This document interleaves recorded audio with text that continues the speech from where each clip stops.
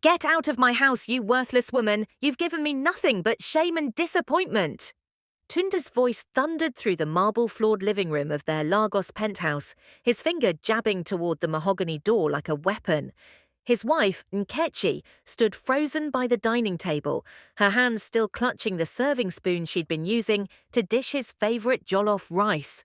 The crystal chandelier above them seemed to tremble with the force of his rage, casting fractured light across her stunned face. Welcome to Tales by AJ, where we bring you the most compelling stories of love, betrayal, and redemption from across Africa. Thank you so much for your incredible support. You are the reason we keep telling these stories. Before we dive in, drop a comment below and let us know where you're watching from. Are you in Atlanta? Kingston, New York, London? We love hearing from our global family. Now back to our story. Nkechi's heart hammered against her ribcage as she stared at the man she'd loved for 12 years. The man she'd built a life with. The man she'd sacrificed everything for. His expensive Tom Ford suit, the one she'd quietly had tailored for him last month, now seemed like armor worn by a stranger. Tunde, what are you talking about? Her voice came out smaller than she intended, barely above a whisper. What have I done? What have you done? He laughed, a cruel sound that made her flinch. What haven't you done? You've embarrassed me at every turn. My colleagues at Summit Global Industries ask me why my wife dresses like a church mouse while their wives wear designer clothes. You drive a 10-year-old Honda when I'm the regional sales director. Do you know how that makes me look? Nkechi's grip tightened on the serving spoon. She wanted to scream that the Honda was paid for in full, that they had no debt because of her careful budgeting, that the modest dresses she wore were her choice. But the words stuck in her throat like thorns. I've been saving money for our children's future, she managed. For Zainab and Emeka's university, our children. Tunde's face contorted with disgust. You mean your children? Because you've turned them into soft, weak versions of what they should be. Emeka is 16 and cries over mathematics homework like a baby. Zainab spends all her time reading books instead of learning how to attract a good husband. You've ruined them with your poverty mentality. The slap of his words hit harder than any physical blow. Nkechi felt tears burning behind her eyes, but she refused to let them fall. Not yet, not in front of him. Tunde, please. She set down the spoon with trembling hands. Let's talk about this calmly. Whatever is wrong, we can fix it. We're a family. We are not a family. He cut her off, pulling his phone from his pocket and jabbing at the screen. You want to know what a real woman looks like, what a wife should be. He thrust the phone in her face. On the screen was a photo of a woman Nkechi vaguely recognized. Bisola, one of the glamorous marketing executives from Tunde's company Christmas party. She was draped in gold jewelry, her makeup flawless, her dress probably worth more than Nkechi's entire wardrobe. In the photo, she was laughing at something, her hand resting possessively on Tunde's arm. This, Tunde declared, his voice dripping with pride, is the kind of woman a man in my position deserves. Educated, sophisticated, beautiful. She understands what it means to support a man's ambitions, not drag them down with penny pinching and dowdy clothes. The room tilted. Nkechi grabbed the edge of the table to steady herself. You're having an affair? Affair? Tunde laughed again, pocketing his phone. No, my dear. An affair is something secretive and shameful. What Bisola and I have is a partnership. She's been by my side for the past 8 months, showing me what real love looks like.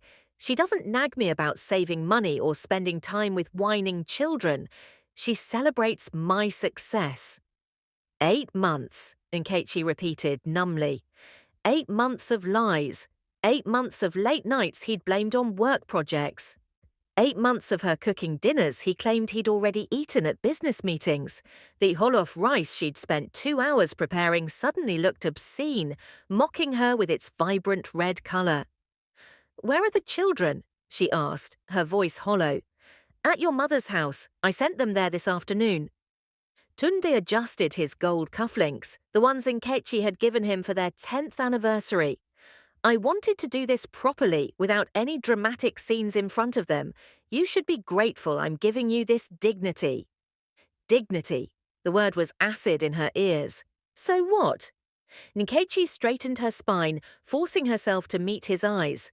You're divorcing me? After 12 years? After everything we've built together? Divorcing you? Tunde's smile was cruel. No, Nkechi, I'm not divorcing you. I'm simply removing you from this house. You can file for divorce if you want, I don't care.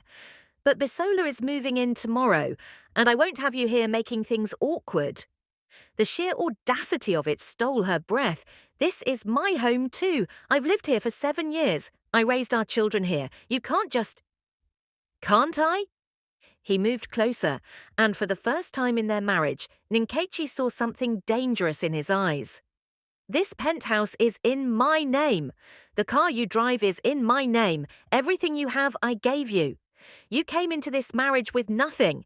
A typist from a poor family in Enugu who got lucky when I chose you. And now I'm unchoosing you. Lucky? The word erupted from Nkechi like a bullet. Lucky? I worked 2 jobs to put you through your MBA when your family couldn't afford it. I took care of your sick mother for 3 years until she died. I gave up my career so you could chase yours without worrying about who would raise the children.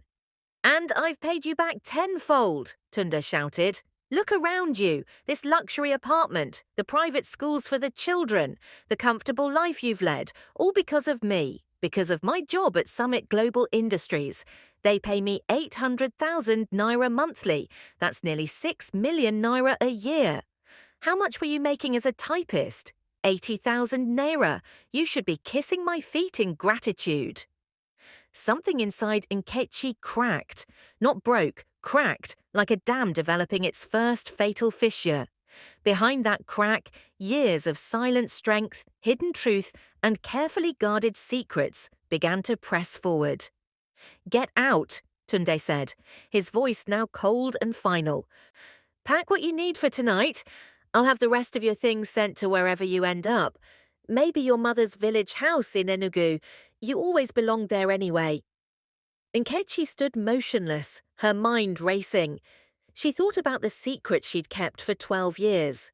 The truth she'd hidden because she'd wanted Tunde to feel like the provider, the man of the house, the success story. She'd watched him preen and boast about his salary at Summit Global Industries, never knowing that every naira he earned came from a company she owned. That his big promotion last year had been her anonymous gift to him, that his entire career was built on a foundation she'd poured. She thought about revealing it all right now.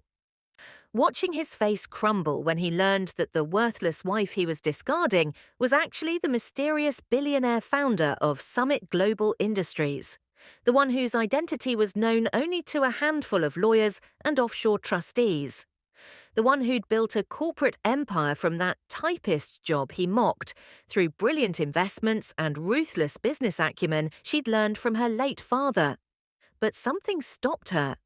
Maybe it was pride. Maybe it was strategy. Maybe it was the realization that the best revenge wasn't served hot. It was served cold, calculated, and absolutely devastating. Fine, Nkechi said quietly, setting down the serving spoon with deliberate care. I'll leave. Tunde blinked, clearly surprised by her calm acceptance. He'd expected tears, begging, drama. Good, finally, some sense from you. Nkechi picked up her worn leather purse from the side table, the same purse she'd carried for 6 years, despite being able to afford 100 Hermes bags. She walked toward the door, her head high, her steps measured. At the threshold, she turned back. Tunde was already pulling out his phone, probably texting Bisola to tell her the deed was done. Tunde, Nkechi said softly. He looked up, impatient. What? You said I should be grateful you gave me dignity by doing this without the children present. Yes, and... Nkechi's lips curved into something that wasn't quite a smile. I am grateful, because when you lose everything, and you will lose everything, I want Zainab and Emeka to remember that their mother walked out of this house with her head up, not crawling, not broken, walking. Lose everything? Tunde scoffed. Have you lost your mind? I'm at the peak of my career. Bisola and I are going places you could never imagine. We'll see, Nkechi said. Then she walked out, closing the door quietly behind her. In the hallway, waiting for the elevator, she finally let one tear fall. Just one. Then she pulled out her personal phone, not the basic model Tunde knew about, but the encrypted smartphone she used for business. She had 3 calls to make tonight, one to her lawyer, one to her CFO, and one to her head of HR at Summit Global Industries. By Monday morning, Tunde's world would begin to unravel, and he would never see it coming. What would you do if your partner betrayed you like this? Have you ever had to walk away from someone you sacrificed everything for? Hit that like button if this story is gripping you, and drop a comment telling us where you're watching from. And whatever you do, don't miss next chapter, because what Nkechi does next will leave you speechless. Subscribe and turn on notifications so you don't miss a single moment of this revenge story.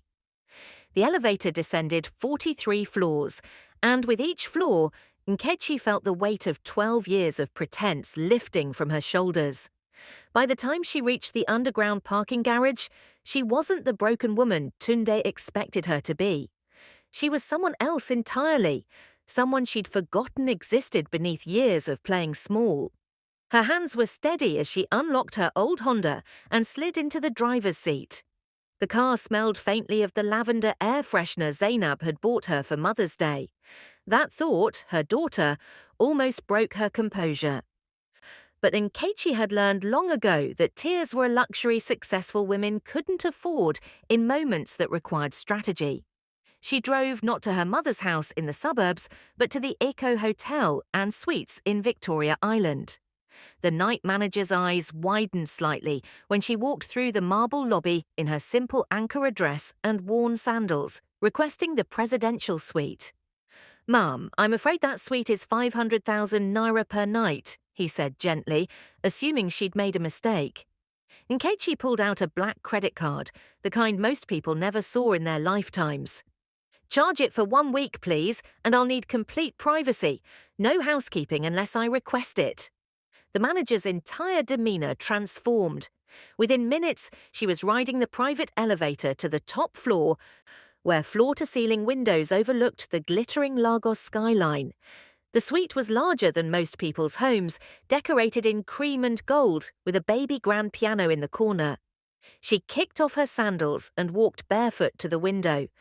Somewhere out there, in that penthouse she'd purchased 7 years ago under a shell company, Tunde was probably celebrating his freedom with Bisola, planning their future, laughing about the poor pathetic wife he'd finally discarded. Let him laugh, let him celebrate. He had no idea that the company paying his salary, the apartment he thought was his, even the car he drove to work, all of it existed because of her. Because 13 years ago, a young typist named Nkechi Okafor had sat in a cramped office at a small import-export firm and noticed something the senior executives had missed: a gap in the market for specialized industrial equipment. She'd used her salary and borrowed money to make her first import deal, then another, then 10 more. By the time she met Tunde at a friend's wedding, she'd already incorporated Summit Global Industries as a private holding company, with her ownership buried under layers of offshore trusts and nominee directors. Her late father, a humble mathematics teacher who taught her the power of compound interest and strategic thinking, had always warned her, "Nkechi, in this world a woman's success makes small men smaller. Protect yourself." She'd protected herself so well that even her husband of 12 years had no clue he worked for her. Nkechi pulled out her encrypted phone and dialed the first number. It rang twice before a crisp British accent answered. "Mrs. Okafor, I wasn't expecting to hear from you this evening." "Hello, Dele," Nkechi said, settling into the plush sofa.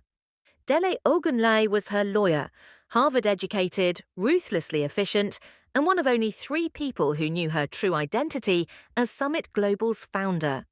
I need you to prepare divorce papers, standard terms, but I want full custody of my children. There was a pause.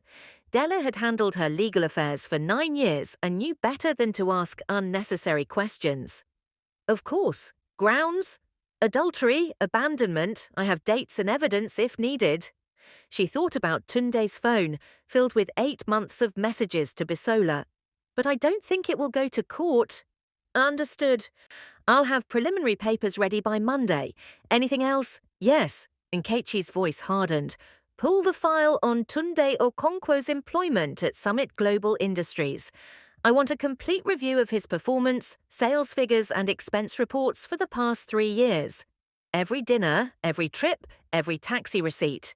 And Dele, I want to know if any company resources were used to facilitate his relationship with Miss Bisola Fashola. She heard the scratch of pen on paper. That would constitute misuse of company assets, grounds for termination. Exactly. Have the report on my desk by Monday afternoon. Consider it done. Mrs. Okafor, may I speak freely? Always. Deli's voice softened slightly. I'm sorry you're going through this. For what it's worth, I always thought he was punching above his weight. Despite everything, Nkechi smiled. Thank you, Dele. I'll be in touch. She ended the call and immediately dialed the second number. This time, a woman's voice answered. Warm, maternal, but sharp as broken glass when protecting her employer's interests. Mama, it's late. This must be important. Yetunde Bakare was Summit Global's chief financial officer, a 62-year-old grandmother who could make grown executives cry with a single glance at their budget proposals. She'd been with Nkechi since the company's 3rd year, when they were operating out of a rented warehouse in Apapa. She was also the only person Nkechi trusted with both her business secrets and her personal struggles. Mama Yetunde, I've left my husband. Thank God! The response was instant and fierce. That useless man, I've been praying for you to wake up for 5 years now. What finally did it? He kicked me out for his girlfriend. A string of Yoruba curses erupted through the phone, followed by, the same girlfriend who works in our marketing department, the one who charged 300,000 naira worth of champagne to her company cards last month for a client meeting that our audit team confirmed never happened. Nkechi sat up straighter. I didn't know about that. Because I was going to brief you next week during our quarterly review, but now... Oh, now it makes sense. She wasn't entertaining clients, she was entertaining your fool of a husband. More curses. Nkechi, my daughter, tell me you're finally going to stop hiding and remind these people who you are. Not yet, Nkechi said quietly, but soon. Mama, I need you to do something for me. Monday morning, I want you to schedule a company-wide audit. Every department, every employee, every expense report for the last 12 months. Tell them it's routine compliance, nothing to worry about. But focus on sales and marketing, especially sales and marketing. Mama Yetunde's laugh was wicked. Oh, this is going to be beautiful. The mouse is about to roar and the cats don't even know they should be running. What else? I'm coming into the office Monday, but not through the main entrance. Use the private executive elevator and clear my calendar Tuesday afternoon. I'll be holding a management meeting. Your husband will be there. He's technically senior management. I'm counting on it. They talked for another 20 minutes, discussing strategies and timelines. When Nkechi finally hung up, she felt energized rather than exhausted. This was who she really was. Not the quiet, submissive wife Tunde had tried to mold her into, but the woman who'd built a business empire through intelligence, guts, and unshakable determination. The third call was the hardest. She dialed her mother's number, and her daughter answered on the first ring. Mama! Zainab's voice was panicked. Where are you? Daddy called and said you had to leave for a family emergency in the village, but Grandma says nobody called her about any emergency, and Emeka is worried and... Zainab, baby, breathe. Nkechi interrupted gently. I'm fine, I'm safe. But I need to talk to you and your brother. Is Emeka there? I'm here, Mum. Her son's voice was deeper than she remembered from this morning, hovering on the edge of manhood.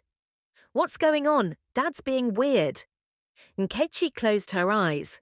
How much should she tell them? They were old enough to know the truth, but young enough to be devastated by it. She chose her words carefully.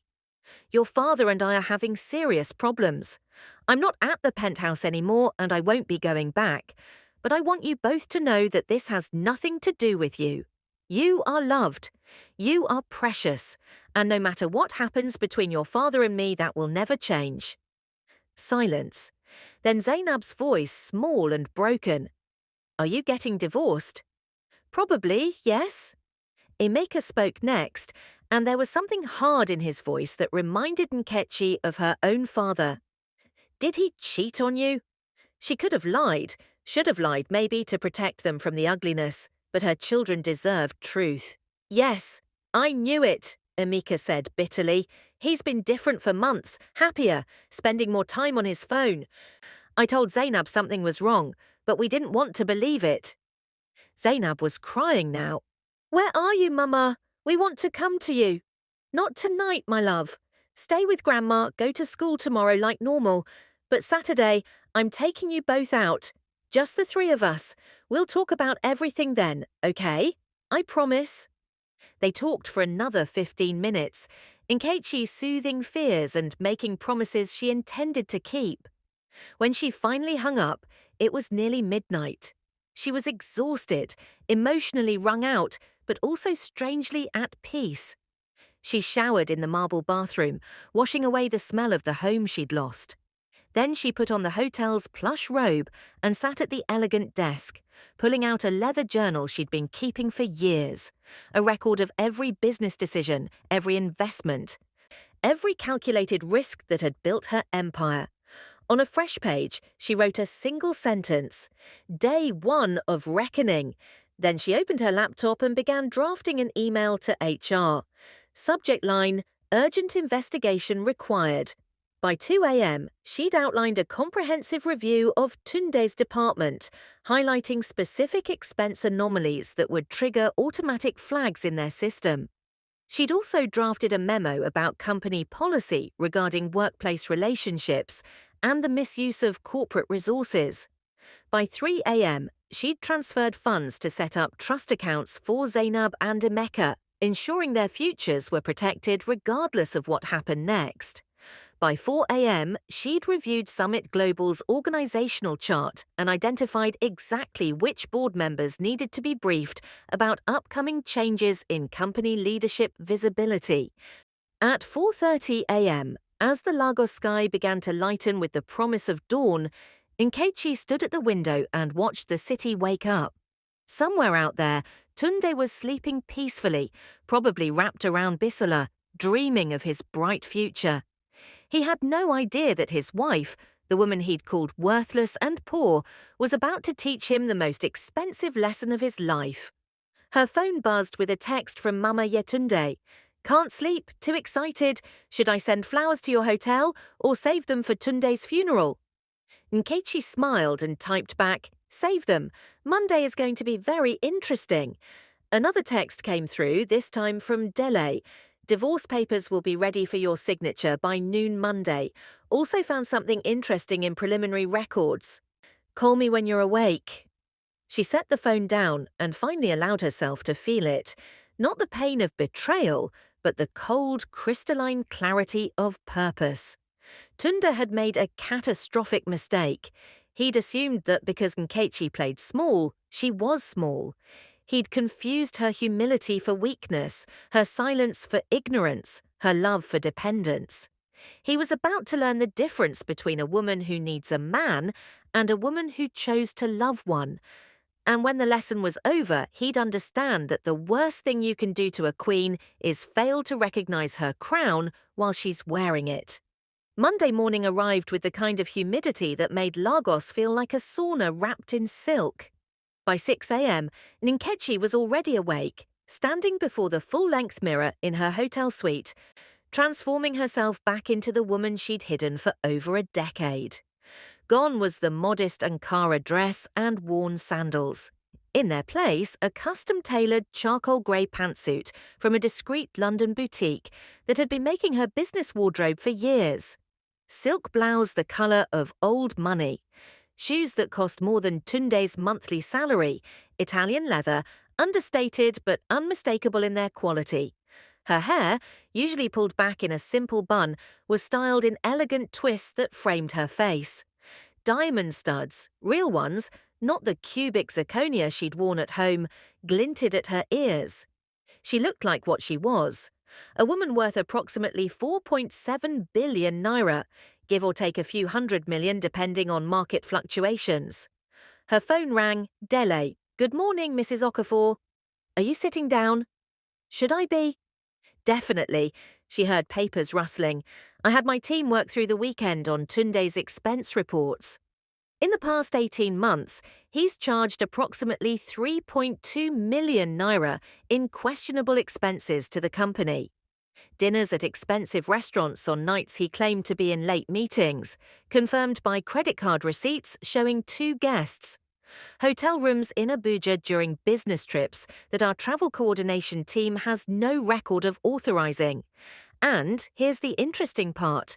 Many of these expenses were co-signed or approved by Bisola, who apparently has been abusing her position in marketing to help cover his tracks. Nkechi's jaw tightened. They were spending my money to fund their affair. Essentially, yes, it gets worse. Last month, Tunde approved a marketing campaign that Bisola's team proposed, a 5 million naira budget for a product launch event. The event happened, but our audit shows actual costs were closer to 2.8 million. The remaining 2.2 million unaccounted for. Embezzlement. That would be the legal term, yes. And Mrs. Okafor, there's something else. I pulled Tunde's employment contract. There's a morality clause, standard for all senior management. It explicitly prohibits workplace relationships that could compromise professional judgment or create conflicts of interest. Violation of that clause is grounds for immediate termination without severance. Nkechi smiled, a cold, precise expression that would have terrified Tunde if he could see it. Send me the complete file, all of it. I want every receipt, every hotel booking, every falsified expense report. And Dele, have security quietly retrieve all access cards, company phones and laptops from both Tunde Okonkwo and Bisola this morning before they arrive at the office. Consider it done. One more thing, your divorce papers are ready for signature. I'll have them couriered to your hotel within the hour. Perfect. And Dele, thank you. My pleasure. This is the most satisfying case I've handled in years. By 8 a.m., Nkechi was in the private executive elevator at Summit Global Industries headquarters, a gleaming 40-story tower in Victoria Island that she'd commissioned 8 years ago. The building had been designed with a penthouse executive suite that few employees even knew existed. It was accessible only by private elevator, requiring both a key card and biometric scan. Mama Yetunde was waiting when the doors opened, dressed in traditional IRO and buba with her signature coral beads, looking like the Yoruba warrior queen she was. Look at you! She grabbed Nkechi's hands and spun her around. This is the woman I know, not that church mouse you've been pretending to be. Welcome back to yourself, my daughter. They embraced, and Nkechi felt some of the tension drain from her shoulders. This office, her real office, was everything the penthouse she'd shared with Tunde wasn't. Here, the walls were covered in framed certificates of her business achievements, photos from groundbreaking ceremonies, awards from international trade organizations. Her desk was mahogany, massive, commanding. The view stretched across Lagos, from the Atlantic Ocean to the bridges connecting the islands to the mainland. This was her kingdom. And she'd been ruling it in secret for 13 years, while her husband bragged about his middle management position 3 floors below. Bring me up to speed, Nkechi said, settling into her leather executive chair. Mama Yetunde pulled out an iPad. The audit announcement went out at 6 a.m. As expected, most departments are nervous but cooperative. Sales and marketing, however. She smiled wickedly. Your husband has been on the phone since 7:30, trying to reach his supervisor and the CFO. He seems very concerned. And Bisola. Called in sick. Stress-related illness, apparently. How convenient. Nkechi scrolled through the audit report on her computer. What time is the management meeting? 2 p.m., conference room A. All department heads are required to attend. Mama Yetunde paused. Nkechi, are you sure you want to do this publicly? We could handle this quietly, terminate them both for cause, and no one would question it. No. Nkechi's voice was steel. Tunde kicked me out of my home in front of no one but himself because he wanted to preserve his dignity. I'm going to return the favour, publicly, so everyone in this building understands what happens when you steal from this company and disrespect its leadership. Mama Yetunde's grin was fierce. Excellent! I've already prepared the presentation slides. The morning passed in a blur of conference calls, document reviews, and strategic planning. At noon, the divorce papers arrived by courier. Nkechi read through them carefully. Dele had been thorough.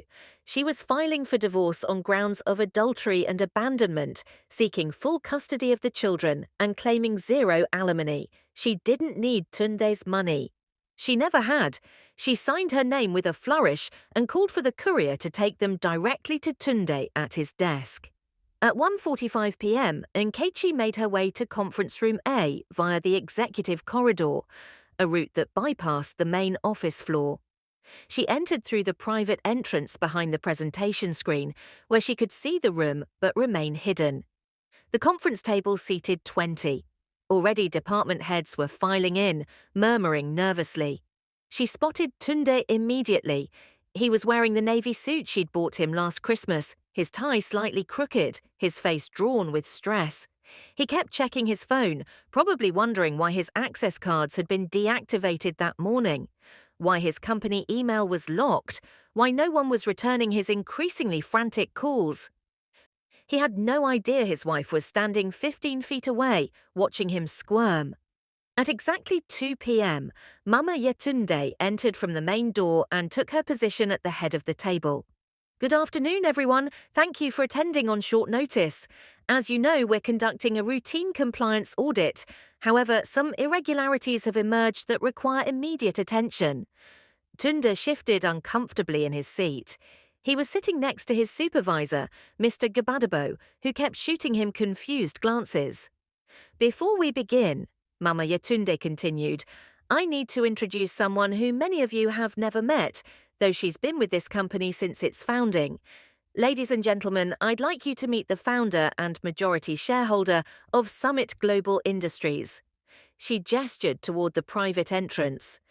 Nkechi stepped out from behind the screen. The reaction was instantaneous and visceral. Gasps rippled around the table. Tunde's face went from confused to shocked to absolutely bloodless in the span of 3 seconds. He half stood from his chair, then sat back down heavily, his mouth opening and closing like a fish drowning in air.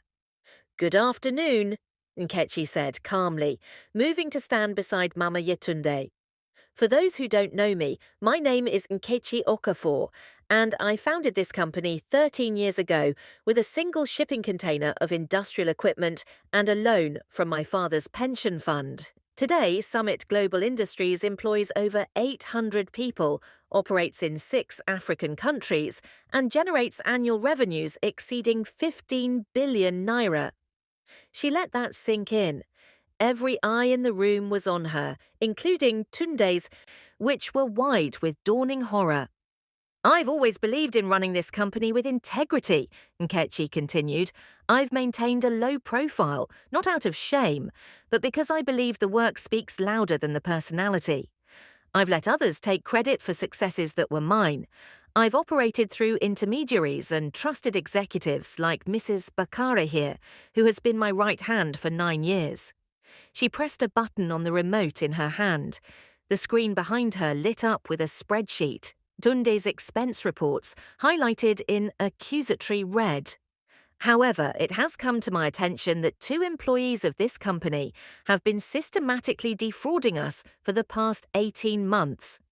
They've submitted false expense reports, embezzled approximately 2.2 million naira from a marketing budget, and violated our workplace ethics policies by conducting an extramarital affair using company resources. Tunde looked like he might vomit. His supervisor, Mr. Gabadebo, had gone rigid, staring at the screen. Mr. Tunde Okonkwo, Nkechi said, her voice cutting through the shocked silence like a blade. Would you like to explain why you charged the company for a weekend stay at the Transcorp Hilton in Abuja on February 14th, Valentine's Day, when you told me, your wife, that you were visiting your sick uncle in Ibadan? The room erupted. People turned to stare at Tunde, whose face had gone from white to grey. His hands were shaking on the conference table. Wait, said Mr. Fashola from HR, a middle-aged man with a reputation for fairness. Your wife, Mrs. Okafor, you're saying, I'm saying that Mr. Okonkwo is my husband of 12 years. Or rather, he was my husband until this past Friday, when he informed me that I was worthless, an embarrassment, and that I should be grateful he ever married me. He then kicked me out of the penthouse apartment I own, though he doesn't know I own it, to make room for his girlfriend, Miss Bisola Fashola from marketing. Another wave of shocked murmurs. Someone whispered, "This is better than Nollywoodle." Tunde finally found his voice. It came out as a croak. Nkechi, this isn't what? Nkechi moved closer to the table, her heels clicking on the marble floor. Isn't fair. Isn't how you expected this week to go. You're right. I imagine you thought you'd be moving your mistress into my apartment, enjoying your 800,000 naira monthly salary, and continuing to steal from the company that has fed, clothed, and housed you for the past 7 years. The company I built, the company I own. She pressed another button. A new slide appeared. Hotel receipts, restaurant bills, all with 2 names, Tunde Okonkwo and Bisola Fashola. For the past 8 months, you've been conducting an affair with a subordinate employee, creating a hostile work environment and violating your employment contract's morality clause. You've used company funds to wine, dine, and vacation with your mistress. And last month, you approved a fraudulent marketing budget that allowed both of you to pocket over 2 million naira of company money. Mr. Gbadebo stood up abruptly. Mr. Okonkwo, is this true? Tunde's face was no longer grey, it was green. I can explain. Can you? Nkechi's voice was ice. Can you explain to everyone in this room how the wife you called poor and worthless is actually the woman who signs your paychecks? Can you explain how you kicked out the mother of your children while telling her she should be grateful for the life you provided, when everything you had was built on the foundation I created? Silence, absolute crushing silence. I didn't think so. Nkechi turned to Mama Yetunde. Mrs. Bakare, please proceed with the terminations. Wait! Tunde lurched to his feet. Nkechi, please, I didn't know. If I had known. If you had known, you would have treated me differently. Nkechi's laugh was bitter. That's exactly the problem, Tunde. Your respect for me was conditional on my bank balance. Your love was conditional on whether I made you look good. You didn't value me as your wife, your partner, the mother of your children. You only cared about what I could do for your ego. I'm sorry. Tears were streaming down his face now, ugly and desperate. I made a mistake, a terrible mistake. Please don't do this. I'll end things with Bisola. I'll pay back every kobo. Just please. Security, Mama Yetunde said calmly into the phone on the table. We're ready for the escort. 2 security guards entered immediately. They'd been waiting outside. Mr. Okonkwo, Miss Fashola has already been terminated and escorted from the building, one of them said professionally. We need you to come with us to collect your personal belongings. Your employment with Summit Global Industries is terminated, effective immediately for gross misconduct, fraud, and violation of company ethics policies.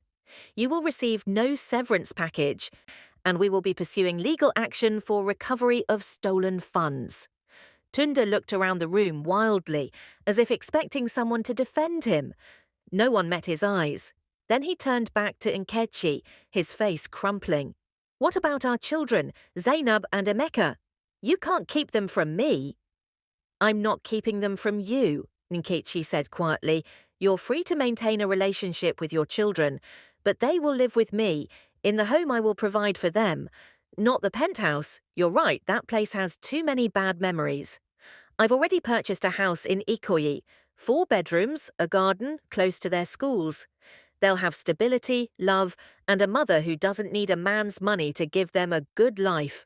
This is revenge, Tunde spat, some of his earlier arrogance returning now that he had nothing left to lose. You're destroying me because your pride is hurt. No, Tunde. Nkechi's voice was soft but firm. I'm holding you accountable for theft, fraud, and betrayal. If you had simply asked for a divorce, I would have given you one quietly. I would have been generous with support for the sake of our children. But you chose to humiliate me. You chose to steal from me. You chose to gamble with the company that hundreds of people depend on for their livelihoods. This isn't revenge. This is justice. The security guards took Tunde by the arms. He went limp between them, all fight draining out of him as the reality of his situation finally sank in. One more thing, Nkechi called as they reached the door. Tunde looked back, his eyes red and desperate. The penthouse apartment. You have until Friday to remove your belongings. After that, the locks will be changed and anything remaining will be donated to charity. I suggest you move quickly. He opened his mouth, closed it, then let the guards lead him away. When the door closed behind them, the conference room remained silent for a long moment. Then Mr. Fashola from HR cleared his throat. Mrs. Okafor, on behalf of the company, I want to apologize that this happened under our watch. We should have caught the irregularities sooner. You caught them eventually, and that's what matters, Nkechi said, her voice gentler now. Let this be a lesson to everyone here. Integrity isn't negotiable. I don't care if you're the janitor or a department head. If you steal from this company, if you violate our ethics policies, if you abuse your position for personal gain, there will be consequences. She looked around the table, meeting each person's eyes. But I also want to say this. I value loyalty. I value hard work. Every person in this room has helped build Summit Global into what it is today. I may have founded it, but you've all contributed to its success. Don't let the actions of 2 bad actors make you doubt your worth or your place here. Nervous smiles, a few nods. The tension began to ease. Now, Mama Yetunde said briskly, let's discuss the actual audit results and quarterly targets. We have a business to run. The meeting continued for another hour, but Nkechi barely heard the discussions about logistics and supply chains. Her mind was on Zainab and Emeka, who would need to be told everything. On the house in Ikoyi that she'd purchased over the weekend, a fresh start for their family. On the divorce proceedings that would be finalized in a few months. Most of all, she thought about the woman she'd been 3 days ago, quiet, diminished, pretending to be less so her husband could feel like more. That woman was gone. In her place stood someone stronger, sharper, and finally free. When the meeting ended, executives filed out quietly, many of them stopping to shake Nkechi's hand or murmur words of respect. Mr. Fashola lingered. Mrs. Okafor, I have to ask, why did you hide who you were for so long? Surely your husband's behavior would have been different if he'd known. Nkechi considered the question. Maybe. Or maybe he would have resented me even more for overshadowing him. The truth is, I wanted to believe that he loved me for me, not for what I could give him. I was wrong. But at least now I know. And I can move forward with clarity. She gathered her papers and walked back to her private office, Mama Yetunde at her side. That was magnificent, the older woman said. You should have seen his face when you stepped out from behind that screen. I thought he would faint. I almost felt sorry for him, Nkechi admitted. Almost. Don't. Mama Yetunde's voice was sharp. He made his choices. He chose pride over partnership. He chose theft over integrity. He chose a woman who helped him steal from you over the woman who built everything he enjoyed. He deserves exactly what he got. Nkechi knew she was right, but still, a small part of her mourned, not for Tunde, but for the marriage she'd thought they had, for the illusion of partnership that had sustained her through 12 years of playing small. Her phone buzzed. A text from Dele. Heard about the meeting, legendary. Also, Tunde called my office 6 times in the past hour demanding to speak with you. I told him all communication goes through me from now on. You're welcome. She smiled and typed back, thank you. Send him the divorce papers again, just to make sure he got them. Another text, this time from an unknown number. This is Bisola. I know you have no reason to listen to me, but I'm sorry. I didn't know he was married when we started seeing each other. By the time I found out, I was already in too deep. For what it's worth, he told me you were separated and the divorce was almost final. I feel like an idiot. Nkechi stared at the message for a long time. Part of her wanted to respond with fury, to tell Bisola exactly what she thought of women who helped destroy marriages. But another part of her, the part that had survived 12 years with a man who saw her as property, felt a strange kinship with this foolish young woman who'd been lied to. She typed, Tunde is a skilled liar. You weren't the first, and you probably won't be the last. Learn from this and do better. And Bisola, the embezzlement charges are real. Get yourself a good lawyer. She blocked the number before Bisola could respond. At 5 p.m., Nkechi left the office through the private entrance and drove to her mother's house in the suburbs. Zainab and Emeka were waiting on the porch, their school uniforms rumpled, their faces anxious. The moment they saw her, they ran. She caught them both in her arms, holding them tight as they cried, not for their father, she realized, but from relief that their mother was solid and real and here. Let's go home, Nkechi whispered into their hair.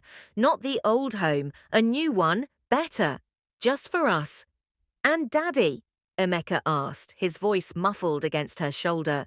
Your father made choices that have consequences, but he loves you, and you'll still see him, just not living with us anymore. Zainab pulled back, her young face serious. Mama, are we going to be okay, without Daddy's job? Nkechi smiled, a real smile, warm and genuine. Baby, we're going to be more than okay. Trust me on that. As they drove toward their new house in Ikoyi, toward the future she'd just reclaimed, Nkechi caught her reflection in the rearview mirror. She looked different, not broken, not diminished, just finally herself. And that, she realized, was worth more than any revenge. Oh my God, did you see what just happened? Drop a like if you're living for this justice. Can you imagine working for your own wife and not knowing it? Have you ever revealed a truth that completely changed someone's perspective of you? Tell us your story in the comments and share this video with anyone who's ever felt underestimated. They need to see this. Don't miss Chapter 4 because Tunde's downfall is just beginning. And wait until you see what happens when the whole city finds out what he did. Subscribe and turn on notifications now. The house in Ikoyi was everything the penthouse wasn't. Warm, bright, and filled with the kind of peace that only comes from spaces built on truth rather than lies. Nkechi stood in the living room Wednesday evening, watching as Zainab arranged books on the new shelves, while Emeka tested the sound system, his eyes lighting up when he discovered it was better than the one they'd left behind. Mama, this house is beautiful, Zainab said, turning to face her mother. At 16, she was already showing signs of the woman she'd become, observant, thoughtful, with her mother's quiet strength. But I need to know something. How can we afford this? If Daddy was the one with the good job, how are we living in a house that's even nicer than the penthouse? Nkechi had been dreading and anticipating this conversation in equal measure. She set down the painting she'd been hanging and gestured for both children to sit on the cream-coloured sofa. There's something I need to tell you both, something I should have told you a long time ago, but I was trying to protect your father's pride. She took a deep breath. I'm not just your mother. I'm also the founder and owner of Summit Global Industries. The company your father worked for, I built it 13 years ago, before I even met him." The silence that followed was deafening. Emeka's mouth fell open. Zainab blinked rapidly, processing. "Wait," Emeka said slowly. "You own the company? The whole company?" "The majority of it, yes. About 87% of shares. The rest are held by early investors and key executives like Mama Yetunde." Zainab's eyes were filling with tears. "So, when Daddy used to brag about his salary and say you should be grateful he provided for us, he was spending money that came from a company I owned?" "Yes." Nkechi felt her own throat tighten. "I kept it secret because I wanted your father to feel like the man of the house.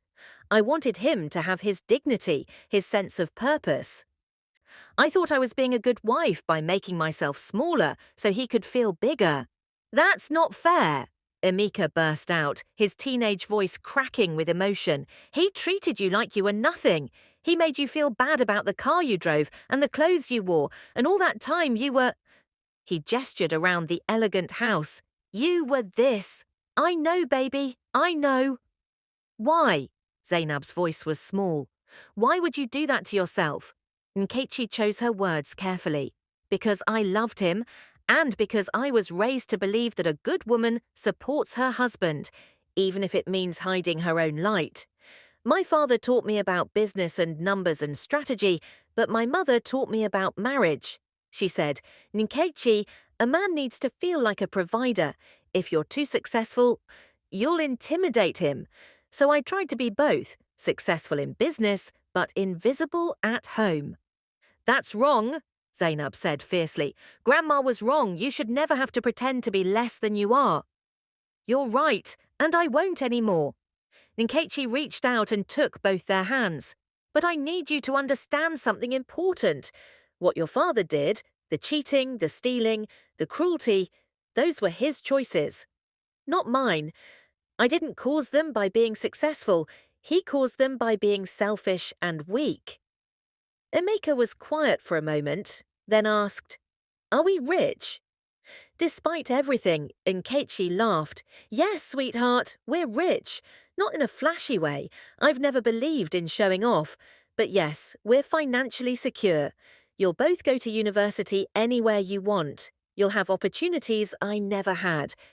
And you'll learn what I'm still learning, that wealth isn't about money. It's about freedom, choices, and the ability to stand on your own 2 feet." "Does Daddy know?" Zainab asked. "About the company?" "He does now. I revealed it Monday at a management meeting, right before I fired him for fraud and embezzlement." Emeka's eyes went wide.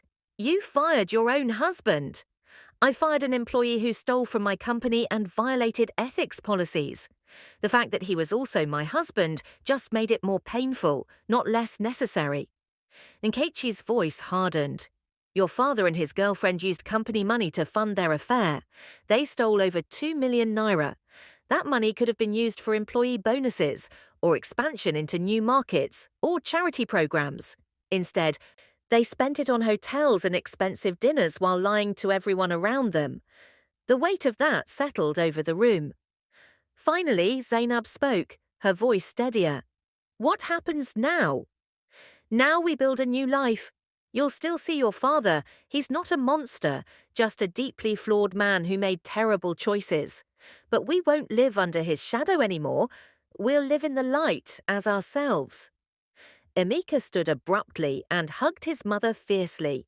"I'm proud of you, Mama. You're like a superhero." Zainab joined them, and for a long moment the 3 of them held each other in the middle of their new living room, surrounded by unpacked boxes and the promise of fresh starts. The peace lasted exactly 18 hours. Thursday morning, Nkechi's phone began ringing at 6 a.m. The first call was from Dele. "We have a situation. Tunde has given an interview to Lagos Life magazine. It's going viral on social media." Nkechi sat up in bed, her heart sinking. "What kind of interview?" "The worst kind.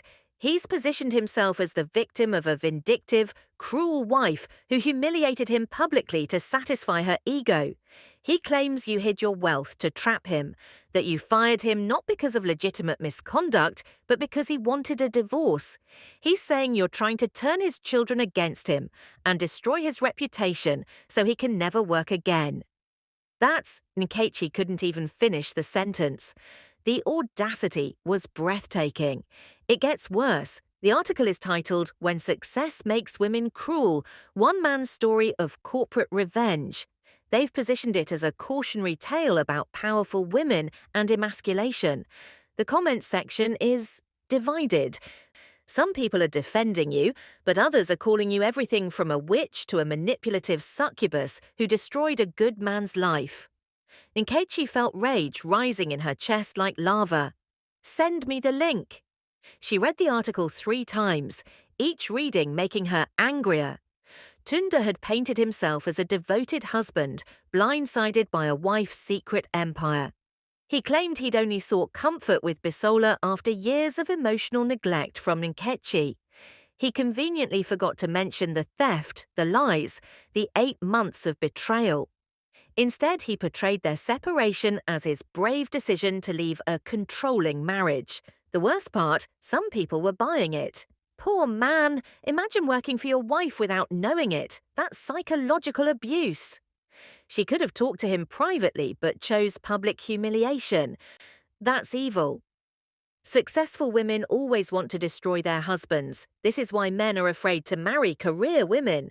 But there were other voices too. He stole from her company. That's not a victim, that's a criminal.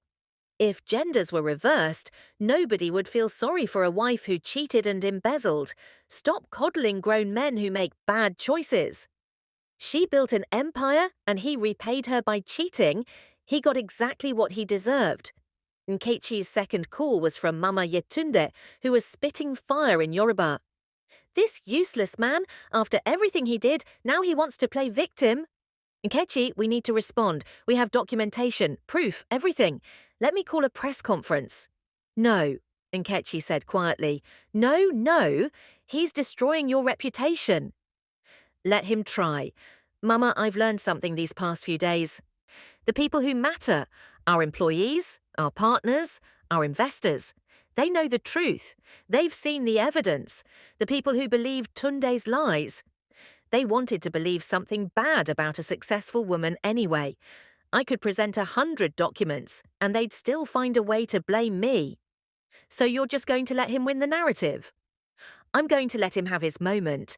Because, Mama, right now, he's a jobless man who was fired for fraud, facing potential criminal charges, going through a divorce, and living in... Where is he living, actually? Last I heard, he's staying with Bisola in her 1-bedroom apartment in Surulere." Nkechi couldn't help a bitter smile. "So the man who kicked me out for not being glamorous enough is now cramped in a 1-bedroom with the woman who helped him steal from my company. That's its own kind of justice." "You're a better woman than me," Mama Yetunde grumbled. "I would burn him to the ground."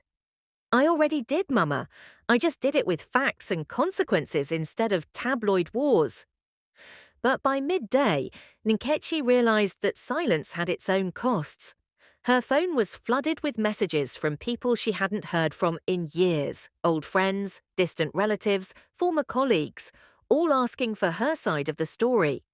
Zainab came home from school in tears because classmates had been showing her the article, asking intrusive questions about her parents' marriage. Emeka got into a fight defending his mother's honor and was suspended for 3 days. At 3 p.m., Nkechi's lawyer called again. Tunde's filed a countersuit. He's claiming wrongful termination and demanding 50 million naira in damages for emotional distress and loss of reputation. On what grounds? He's arguing that you had a conflict of interest, that you couldn't objectively evaluate his performance as both his wife and his employer, and that you used your position to punish him for personal reasons rather than legitimate business ones. Nkechi closed her eyes. Can he win? No, we have ironclad documentation of his fraud, but he can drag this out, make it expensive and ugly. My guess, he's hoping you'll settle just to make it go away. Then he doesn't know me very well. Nkechi's voice was cold. File a countersuit for the full amount of embezzled funds plus interest and legal fees. And Dele, I want to make a statement, not to the tabloids, to our employees and stakeholders. Can you arrange a company-wide town hall for tomorrow afternoon? Consider it done. Friday at 2 p.m., Nkechi stood before 300 Summit Global Industries employees in the company's main auditorium. Every seat was filled. People lined the walls. The atmosphere crackled with tension and curiosity. She dressed carefully. Another impeccable suit, her father's watch on her wrist, her wedding ring conspicuously absent. When she stepped to the podium, the room fell silent. Good afternoon. I know the past week has been turbulent, and I appreciate your patience as we've navigated some difficult internal matters. I'm here today not to engage in tabloid drama, but to address facts, address rumours, and reaffirm the values that Summit Global Industries was built on. She clicked to the first slide, a photo of a young woman in a modest dress standing in front of a warehouse. This is me 13 years ago when I started this company with one shipping container and borrowed money. I was 25 years old, fresh from a secretarial job with nothing but ambition and my late father's business lessons. Next slide, growth charts showing the company's expansion over the years. We've grown from one employee, me, to over 800, from one warehouse to operations in 6 countries, from annual revenues of 2 million naira to over 15 billion. That growth represents your hard work, your dedication, your belief in what we're building together. She paused, letting the numbers sink in. Some of you have asked why I kept my ownership private for so long. The truth is complicated. Partly, I valued my privacy. Partly, I wanted the company to succeed based on merit, not on personality. But partly, and I'll be honest with you, I was hiding. I was afraid that being visible as a young woman building an empire would invite criticism, doubt, and the kind of scrutiny that men in my position rarely face. Murmurs of understanding rippled through the audience. Last week I stopped hiding. I fired 2 employees, one of whom happened to be my husband, for fraud, embezzlement, and violation of our ethics policies. I did this not out of personal revenge, but because they stole from you. From the company you've all worked so hard to build. From the profits that fund your bonuses, your benefits, your children's scholarships. She clicked to the next slide. The documented evidence of Tunde and Bisola's theft, with sensitive details redacted, but amounts clearly visible. Over 3.2 million naira in fraudulent expenses. Over 2 million naira embezzled from a marketing budget. This isn't a marital dispute, this is crime, plain and simple. The mood in the room shifted. The curiosity turned to anger. Not at Nkechi, but at the realization of what had been stolen from them. Some people have suggested I should have handled this privately, that public termination was cruel. Here's what I'll say to that. Corruption thrives in darkness. Abuse of power thrives when we're too polite to name it. If I had quietly let these 2 resign, you would never have known what they did. The next person tempted to steal from this company would have thought they could get away with it too. I chose transparency because you deserve to know that your leadership takes ethics seriously. She softened her voice. I also want to address the personal element. Yes, my marriage ended badly. Yes, the man I loved betrayed me in ways that are still painful to discuss. But I want to be clear. I don't regret building this company. I don't regret being successful. I don't regret being a woman who refused to make herself smaller to accommodate a man's ego. And I hope every woman in this room and every man who loves the women in his life hears me when I say this. Your success is not something to apologize for. Your ambition is not something to hide.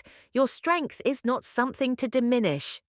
Applause erupted, scattered at first, then building to a roar. People stood. Nkechi felt tears threatening but held them back. So here's my promise to you, she continued when the applause died down. I'm not going anywhere. I'm not hiding anymore. I'm going to lead this company openly, visibly, and with the same integrity that built it. We're going to continue growing, continue innovating, and continue being the kind of organization where ethics matter more than convenience. More applause. She waited for it to fade.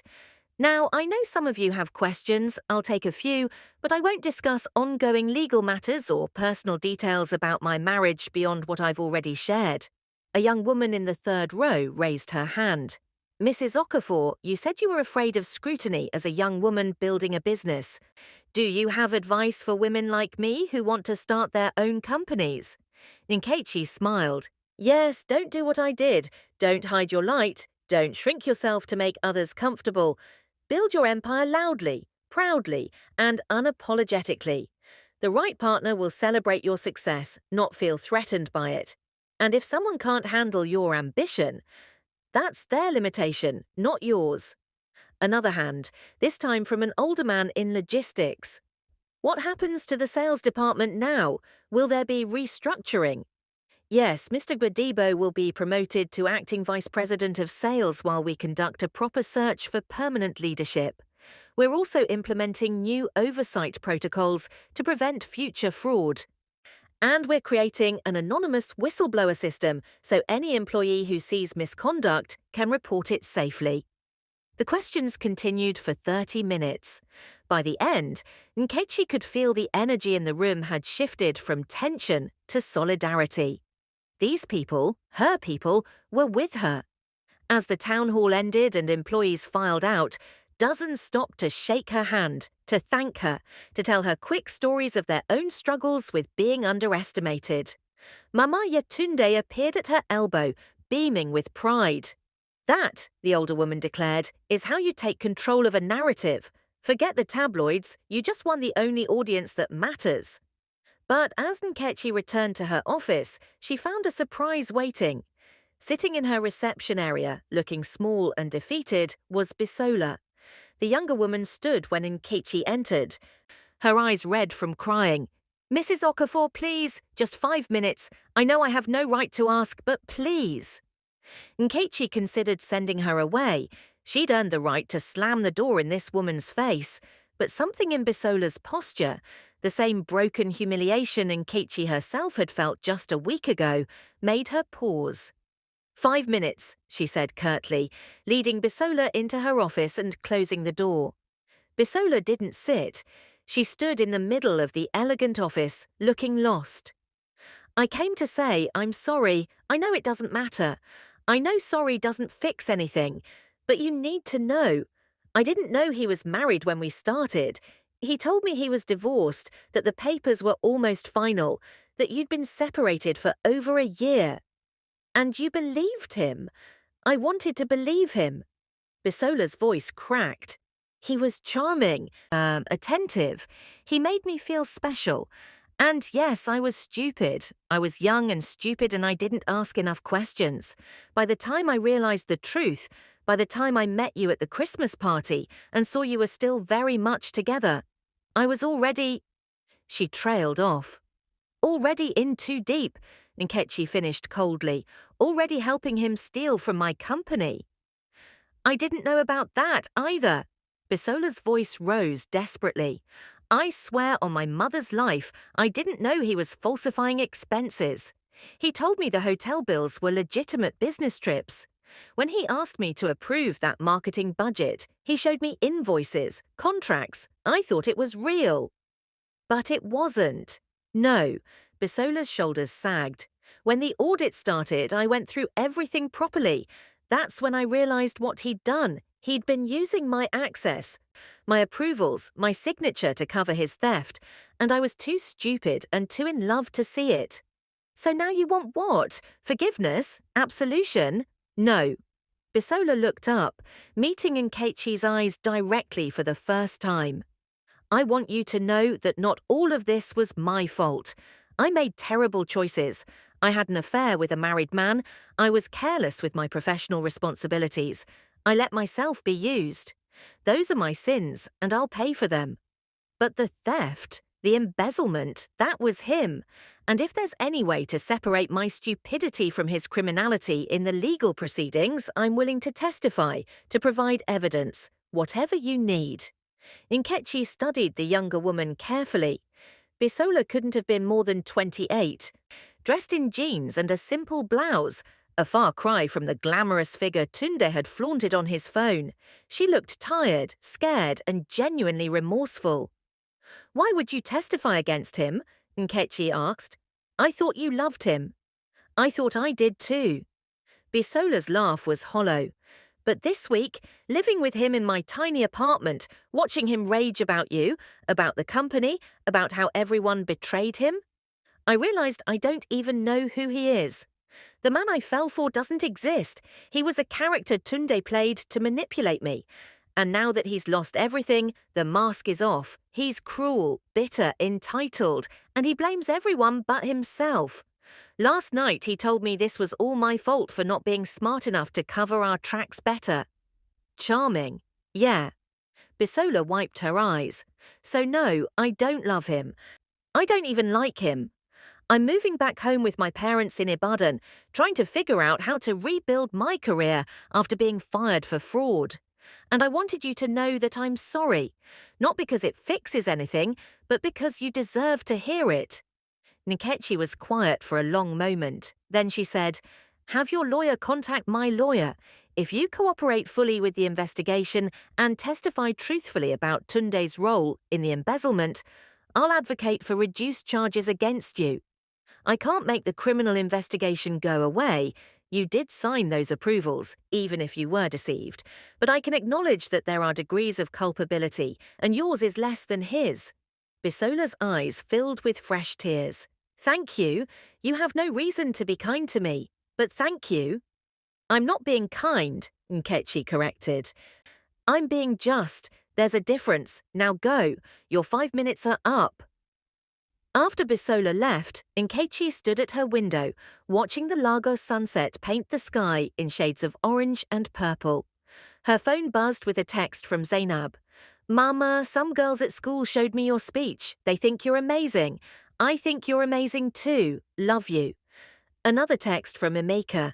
"My suspension got lifted early because the principal saw your town hall and said I was defending truth. Also, can we get a dog for the new house?" Nkechi smiled, really smiled, for the first time in days, maybe weeks, maybe years. She'd lost a husband, but she'd gained herself. She'd lost the illusion of a perfect marriage, but she'd gained the respect of her employees and the pride of her children. She'd lost the comfortable fiction that love could survive on inequality, but she'd gained the uncomfortable truth that sometimes the most loving thing you can do is walk away. Her phone rang one more time. Tunde's number. She stared at it, watching it ring and ring. Then she blocked the number and went home to her children. 3 months later, the Lagos High Court was unusually crowded for a Wednesday morning. Nkechi sat in the front row with Dele on her right and Mama Yetunde on her left, watching as Tunde entered through the side door flanked by his lawyer. A harried-looking young man who'd clearly taken the case because he needed the money, not because he believed in his client. Tunde had changed. The expensive suits were gone, replaced by an off-the-rack ensemble that hung awkwardly on his frame. He'd lost weight, but not in a healthy way. His face looked gaunt, his eyes hollow. When his gaze swept the courtroom and landed on Nkechi, something flickered there. Hatred? Regret? She couldn't tell, and she realized with some surprise that she didn't care. The past 3 months had been a whirlwind of legal proceedings, media attention, and personal transformation. The divorce had been finalized 6 weeks ago. Nkechi had been granted full custody of Zainab and Emeka, with Tunde receiving supervised visitation rights every other weekend. He'd shown up exactly twice, spending most of both visits complaining about his circumstances rather than connecting with his children. The criminal case had been more complex. Bisola had indeed cooperated fully, providing documentation and testimony that proved Tunde had masterminded the embezzlement scheme. In exchange for her cooperation and genuine remorse, the prosecutor had reduced her charges to criminal negligence. She'd received 2 years probation, 200 hours of community service, and was required to repay her portion of the stolen funds, approximately 800,000 naira, in installments. She'd moved back to Ibadan and, according to mutual contacts, was working as a receptionist at her uncle's hotel, slowly rebuilding her life. Tunde, however, had refused every plea deal offered. He maintained his innocence, insisted he was the victim of a vindictive ex-wife, and demanded his day in court, so here they were. "All rise for the Honourable Justice Adewale Olumide," the bailiff announced.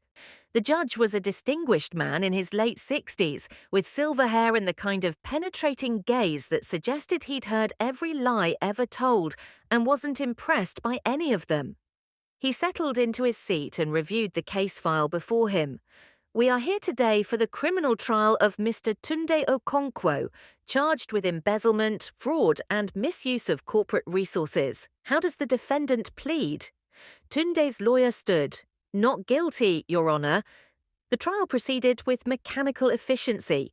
The prosecutor, a sharp woman named Mrs. Adeyemi, presented the evidence methodically: expense reports with forged signatures, hotel bookings that didn't match company travel logs, the missing 2.2 million naira from the marketing budget. She called witnesses from Summit Global's accounting department, who testified about the irregularities they'd discovered during the audit. Then she called Bisola to the stand. The younger woman looked different, older somehow, though it had only been 3 months. She wore a simple dress, no makeup, her hair pulled back severely. When she was sworn in, her hand trembled on the Bible. "Miss Fashola," Mrs. Adeyemi began, "can you describe your relationship with the defendant?" "We had an affair for approximately 8 months. He told me he was separated from his wife and that divorce proceedings were almost complete." "And did you, in your capacity as a marketing executive, approve budgets and expenses for Mr. Okonkwo?" "Yes, ma'am." "Did you know these expenses were fraudulent?" Bisola's voice was steady. "Not initially. Mr. Okonkwo showed me what appeared to be legitimate invoices and contracts. It wasn't until the company audit that I realized many of those documents were falsified. When I confronted him, he admitted that he'd been manipulating the system and had used my access to make it appear legitimate." Tunde's lawyer jumped up. "Objection! This is hearsay and convenient deflection from a woman trying to save herself." "Your Honour," Mrs. Adeyemi said calmly, "we have text messages between Miss Fashola and Mr. Okonkwo that corroborate her testimony. The defendant explicitly admits to creating false documentation in several messages dated 2 weeks before the audit began." "I'll allow it," Judge Olumide said. "Continue." The text messages were displayed on a screen for the courtroom to see. Nkechi watched Tunde's face drain of colour as his own words condemned him.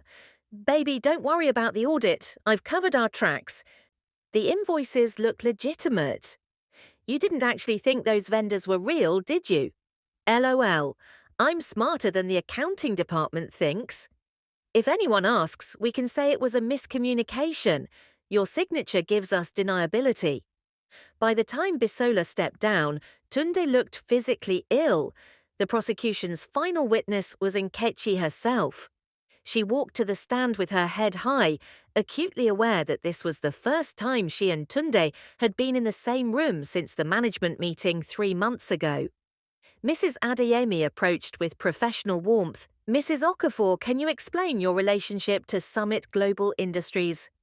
"I founded the company 13 years ago and currently own 87% of shares.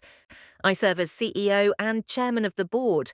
And your relationship to the defendant?" "He was my husband for 12 years. We divorced 2 months ago." "Did Mr. Okonkwo know you owned the company where he worked?" "No, I kept my ownership private for personal reasons." "Can you describe what happened when you discovered the fraudulent expenses?" Nkechi spoke clearly, without emotion, laying out the timeline of discovery, the audit process, and the decision to terminate both employees. She presented the financial impact, not just the stolen money, but the breach of trust that had required implementing new oversight systems, the employee morale issues, the damage to the company's reputation.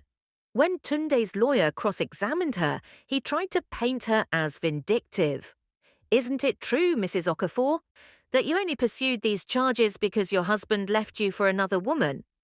No, Nkechi said calmly. I pursued these charges because he stole over 3 million naira from my company. If he had simply asked for a divorce without committing fraud, we wouldn't be here today. But you must have been angry, humiliated, a woman scorned. I was betrayed, Nkechi interrupted, her voice sharp. But I'm a businesswoman first. If any other employee had done what Mr. Okonkwo did, I would have prosecuted them exactly the same way. His status as my husband doesn't give him immunity from consequences. The lawyer tried several more angles, but Nkechi remained unshakable. When she finally stepped down, she saw something new in Tunde's expression. Resignation. He knew he was going to lose. The defense's case was weak. Tunde took the stand and tried to claim he'd been set up, that Bisola had manipulated him, that his ex-wife had orchestrated everything to destroy him. But his testimony was riddled with inconsistencies. When confronted with his own text messages, he claimed they were taken out of context. When shown the bank records proving he'd deposited company funds into personal accounts, he insisted it was a bookkeeping error. Nobody believed him. The jury deliberated for less than 3 hours. When they returned, the forewoman stood with a solemn expression. On the charge of embezzlement, how do you find? Guilty. On the charge of fraud? Guilty. On the charge of misuse of corporate resources? Guilty. Tunde's head dropped into his hands. His lawyer patted his shoulder awkwardly. In the gallery, Nkechi felt Mama Yetunde squeeze her hand, but she kept her face neutral. This wasn't a moment for celebration. It was simply justice being served. Judge Olumide scheduled sentencing for 2 weeks later, but he addressed Tunde directly before adjourning. Mr. Okonkwo, you had opportunities to make this right. You were offered plea deals. You could have shown remorse, cooperated with the investigation, and received a reduced sentence. Instead, you chose to lie, to blame others, and to waste this court's time. That will be reflected in your sentencing. 2 weeks later, Nkechi returned to the courthouse with Zainab and Emeka. She'd agonized over whether to bring them, but they'd insisted. He's still our father, Zainab had said quietly. We should be there. Tunde was sentenced to 5 years in prison, with the possibility of parole after 3 if he demonstrated good behavior and made restitution. He was also ordered to repay the full 3.2 million naira he'd stolen, plus interest and legal fees, a debt that would likely follow him for the rest of his life. As the guards led him away, Tunde looked back one last time. His eyes found his children first, Zainab crying silently, Emeka standing rigid with his arm around his sister. Then he looked at Nkechi. Their eyes met across the courtroom, and in that moment, she saw it all. The regret, the recognition of what he'd lost, the understanding that he'd destroyed his own life through arrogance and greed. She didn't look away, she didn't gloat. She simply held his gaze until he turned and walked through the door to begin his sentence. Outside the courthouse, reporters swarmed. Nkechi had prepared a brief statement. Justice has been served today, not just for me personally, but for every employee of Summit Global Industries who was betrayed by Mr. Okonkwo's actions. This case was never about revenge or a personal vendetta. It was about holding someone accountable for criminal behavior, regardless of their relationship to me. I hope this sends a clear message. No one is above consequences, and integrity matters more than personal connections. Mrs. Okafor, a reporter shouted, how do you feel knowing your ex-husband is going to prison? Nkechi paused, choosing her words carefully. I feel sad. Sad that a man I once loved chose a path that led him here. Sad that my children have to watch their father face consequences for his choices. But I don't feel guilty. His actions created these consequences, not mine. And I hope that during his time in prison, he finds the self-reflection and genuine remorse that he's been avoiding. What's next for you? For the first time, Nkechi smiled, a real, genuine smile. What's next is continuing to build Summit Global Industries into the best company it can be. What's next is raising my children to understand that success without integrity is worthless. What's next is living openly and honestly, without hiding who I am or what I've accomplished. And what's next is healing. 6 months after the sentencing, Nkechi stood on the balcony of their Ikoyi house watching Zainab and Emeka play with their new dog, a golden retriever puppy named Justice, Emeka's choice, in the garden below. The evening air was cool, carrying the scent of the jasmine she'd planted along the fence. Her phone buzzed. A message from Mama Yetunde. Board meeting tomorrow at 9 a.m. We're finalizing the expansion into Ghana. Also, Forbes Africa wants to do a profile on you for their Most Powerful Women issue. I told them yes. Hope that's okay. Nkechi smiled and typed back, "It's okay, no more hiding." Another message, this one from Dele. "Tunde's lawyer filed for early parole review. Thought you should know. Don't worry, with his lack of remorse and minimal restitution payments so far, it won't be granted." She didn't respond to that one. Tunde's journey was his own now. She'd moved on. The doorbell rang, and moments later Zainab called up, "Mama, Grandma's here." Nkechi's mother appeared on the balcony, carrying a covered dish that smelled amazing. At 72, Grace Okafor was still a force of nature, sharp-eyed, strong-willed, and finally, grudgingly, proud of her daughter's unconventional path. "I brought pepper soup," she announced, setting the dish down, "and I came to apologize." Nkechi blinked in surprise. "Mama?" "I was wrong." Grace's voice was firm, brooking no argument even as she admitted fault. "I raised you to be smart, to be capable, and then I told you to hide all of that to keep a man comfortable. That was wrong. Your father would have been ashamed of me." "Daddy?" Nkechi's throat tightened. Her father had died 8 years ago, just before she'd bought the penthouse. "Your father was a teacher, not a businessman, but he had wisdom." Grace settled into one of the balcony chairs. "He told me once before he died, 'Grace, our daughter is going to be extraordinary. Don't clip her wings because you're afraid of how high she'll fly.' I didn't listen. I thought I was protecting you from male egos and difficult marriages. Instead, I taught you to make yourself small." "Mama, you did your best. My best wasn't good enough." Grace reached out and took Nkechi's hand. "But you, my daughter, you are more than good enough. You built an empire. You raised beautiful children. You survived betrayal and came out stronger. I am proud of you. I should have said that 13 years ago, but I'm saying it now. I am so very proud." Tears streamed down Nkechi's face. She knelt beside her mother's chair, and Grace wrapped her in the kind of hug that can only come from a mother who finally understands her daughter. They ate dinner together that night, Nkechi, her mother, and her children, around the table in the bright kitchen. They laughed. They told stories. Emeka described his science project. Zainab talked about the coding class she'd started taking, inspired by her mother's business acumen. Grace regaled them with stories about Nkechi as a stubborn child who once tried to start a neighborhood bank at age 8. After dinner, after her mother left and the children went to their rooms to study, Nkechi returned to the balcony with a cup of tea. She thought about the woman she'd been a year ago, quiet, diminished, convinced that love meant making yourself less. She thought about Tunde in his prison cell, finally facing the consequences of believing he was entitled to things he hadn't earned. Mostly, though, she thought about the future. Summit Global was expanding into 3 new countries. She'd been invited to speak at a United Nations conference on women in business.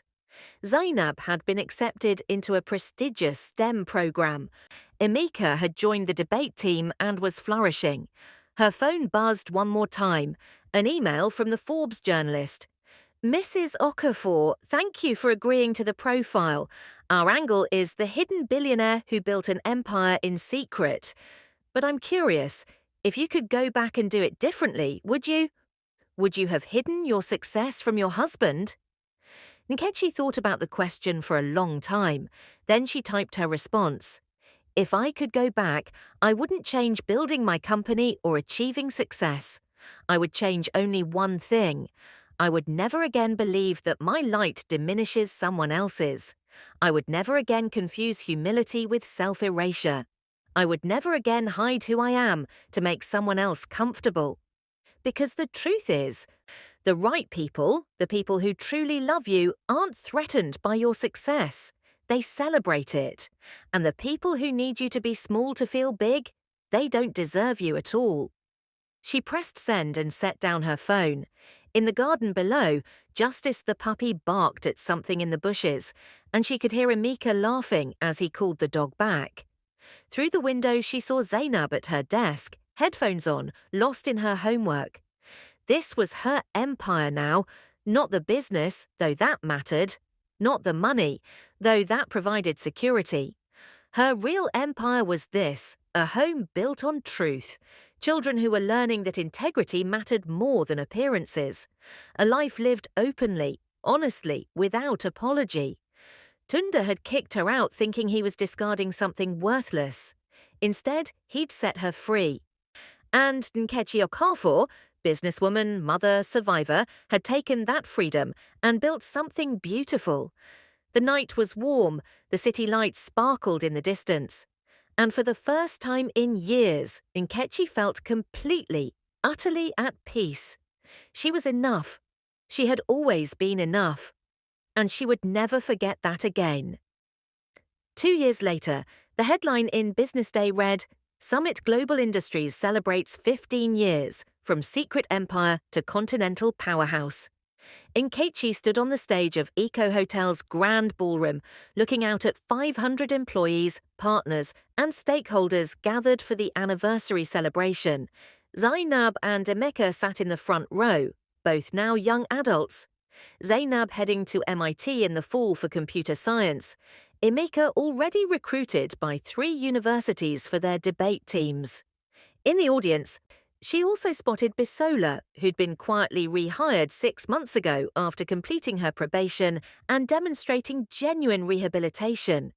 She was working in a junior role in operations now, no longer in marketing, but grateful for the second chance. She'd sent Nkechi a handwritten note. Thank you for believing that people can change. I won't waste this opportunity. 15 years ago, Nkechi began, her voice carrying across the room. I started this company with more hope than capital and more determination than sense. I made mistakes. I hid who I was because I was afraid. But this company taught me something important. You can't build something real on a foundation of lies, not in business and not in life. She gestured to the screens behind her, showing photos from Summit Global's journey. The original warehouse, the first international shipment, the opening of their Ghana office last year, the new solar-powered distribution center in Kenya. Today, Summit Global Industries isn't just my company, it's our company. It belongs to every person who believed in the mission, who worked long hours to meet deadlines, who suggested innovations that changed how we operate. This success is shared, and I'm finally comfortable standing here, visible and proud to say, we did this, together. The applause was thunderous, but Nkechi wasn't finished. I also want to say something to every young woman watching this, whether you're in this room or seeing this online later. Don't hide your light. Don't shrink yourself. Don't believe anyone who tells you that your success makes you less lovable or less valuable. Build your empire loudly. Love boldly. And if someone can't handle your shine, that's not your problem to fix, that's theirs. She raised her glass. To Summit Global Industries, to 15 years, and to the next 15 years of growing, learning, and building something worthy of the trust you've placed in me. Thank you. As the celebration continued around her, music playing, people dancing, deals being made in corners, Nkechi slipped out to the balcony for a moment of quiet. The Lagos night stretched out before her, infinite with possibility. Her phone buzzed, a message from the prison system. Inmate Tunde Okonkwo has been granted parole effective next month, as per your request to be notified of any status changes. Nkechi read it twice, then deleted it. Tunde's release was his business. She hoped he'd learned something during his time in prison. She hoped he'd become a better father to their children, who'd visited him sporadically over the past 2 years. She hoped he'd find peace, but his journey was no longer hers to manage or worry about. A hand touched her shoulder. Mama Yetunde, wearing traditional attire in vibrant purple, smiled at her. "Everything okay?" "Everything is perfect," Nkechi said, and meant it. They stood together, two women who'd built something extraordinary, watching the city lights and listening to the sounds of celebration behind them. "You know what I realized?" Nkechi said softly. "Tunde didn't kick me out, he set me free, and I should probably thank him for that someday." Mama Yetunde snorted. "Let's not get carried away. He's still a thief and a fool." Nkechi laughed, really laughed, and realized this was what freedom sounded like. Not bitter, not angry, just free. "Come," Mama Yetunde said, linking her arm through Nkechi's. "Your children want to make a toast and you don't want to miss it." They walked back into the ballroom together, into the music and light and celebration, into a future that Nkechi had built with her own hands, her own vision, her own unshakable determination. She was no longer the hidden billionaire. She was no longer the woman who played small. She was simply Nkechi Okafor, businesswoman, mother, survivor, empire builder, and that was more than enough. It was everything,